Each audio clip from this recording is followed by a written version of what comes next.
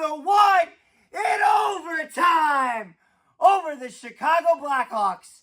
And oh boy, was that more stressful than it needed to be. Now, it's worth noting that people look at the Chicago Blackhawks and they think the Hawks are going to be bad because the Hawks were bad last year. And that is partially true. However, Chicago did a lot of work to improve their team over the last year to at least make themselves fun bad. Like, they're bad, but when they score, it's like, oh, that's kind of fun. Like, they're fun bad. It's like how a lot of Flames fans want their team to be fun bad instead of just bad. Chicago is going into this game after losing their season opener to the Utah Hockey Club, I believe 5-2, or 5-2, something like that. They lost. The point was they lost. So the Jets are coming in 1-0. Chicago coming in 0-1. And it's a game that happens, and for like 80% of this game, it's very unnoteworthy. The first period comes and goes in an instant, just like that.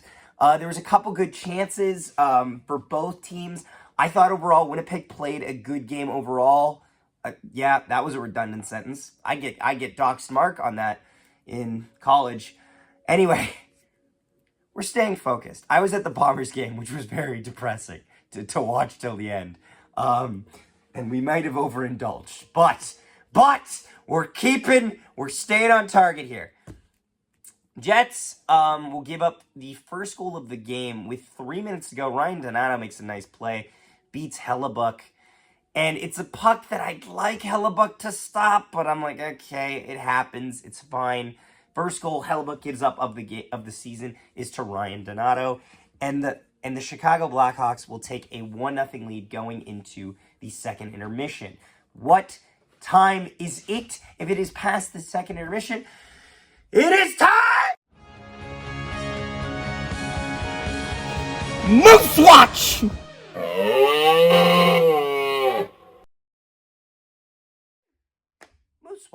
Moose Watch. I know, this video is going to be a lot shorter because it was fine to be a lot shorter.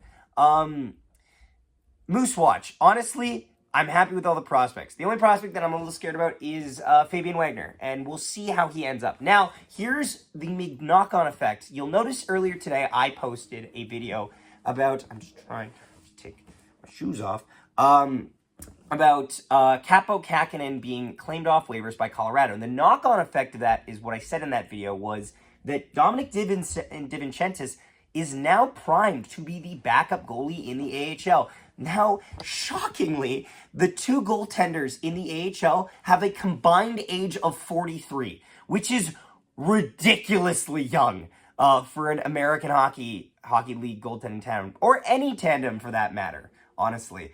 However, I am excited to see the results of that. They start the season in Iowa, and we'll see how that unfolds. Graham Sword, who was signed to an AHL tryout, AHL contract yesterday, was reassigned to the Norfolk Admirals. However, I do have a hunch that we will see him eventually throughout the season. I think of the AHLers that are signed to AHL contracts on the Manitoba Moose on the defense corps, I'd like to see Graham Sword get at least an opportunity up there. That's my take on that. Also, I'm just excited to see this Moose team because it's a very young Moose team. It's a lot of inexperience, a lot of opportunity for upward and momentum.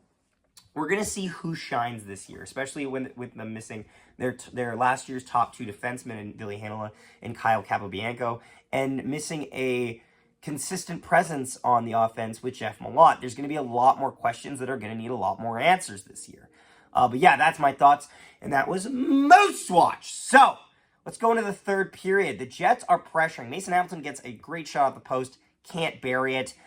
Now, here's the thing, and I'm glad that this was brought up this morning. Murat, from now on, is going to change how he approaches writing lines. I actually got to meet Murat. Murat is a very nice guy. But he said that from now on, we are going to show who is the first, second, and third line based on ice time. And if you're going by ice time, the second line is indeed the third line, Lowry, Appleton, Niederreiter. And they kind of threw some lines in a blender. However, they couldn't get to the tying goal from that point. I do like the concept of throwing lines in a blender, but it becomes very redundant if your first line is not also thrown in a blender. If people are yelling at you, telling you to do Ehlers, Scheifele, and Velarde, and the first line is the only line you don't change, people are going to be annoyed about that, because why are you changing all the lines when the problem is right there? Fortunately, though, with under 2 minutes to play, Mark Scheifele ties the game to force this game into overtime to make it 1-1. I have no reaction to that. However, not that I have no reaction. I was at the Bombers game.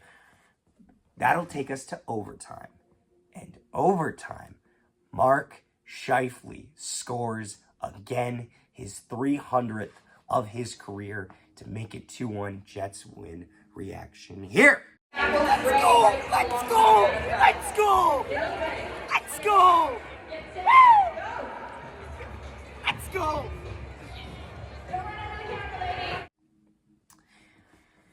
Yes, I was listening to Paul Edmonds on the radio. By the way, and I'd like to say this, Paul Edmonds, an extremely awesome individual. I got the chance to meet him this offseason, due in case in part to my internship, and I don't have a negative thing to say about Paul.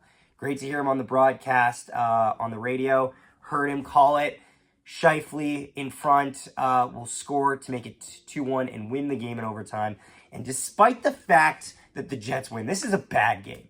Playing down to their competition, that's how I'd say it. It reminds me of last season where the Jets played down to their competition against the Blackhawks, scored 2 goals in under 20 seconds, basically, to steal the win from Chicago. Now, as a larger picture, I'm annoyed with this game because this game shouldn't have went down the way it went down.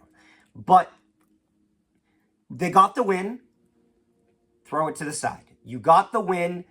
Now move forward. Don't take that mentality into the next game just because you got the win. That was enough. It wasn't. It's not enough to beat a lot of teams. Not every single team is going to have Arvid Soderblom in net. I mean this in the nicest way. But not every team is going to have Connor Bedard carrying a bunch of vets to competitive hockey games. That's just not how teams are built. The Jets win tonight 2-1, a big win, but one that they shouldn't repeat in that manner. We go to 3 stars of the night. Connor Hellebuyck is going to get 3rd star. Honorable mention is going to go... We'll go to Colin Miller. I haven't hated his game, honestly. I've been pretty happy with him. 2nd star goes to Josh Morrissey. And the 1st star with 2 goals on the night is Mark Scheifele, of course, as he got the only 2 goals of the game. Jets will continue action on Sunday against the Minnesota Wild. I will be in attendance for that game, so we will have proper live reactions. I'm sorry, we haven't really got any of them yet. My schedule's a little busier this year around, especially with an intensive creative communications course.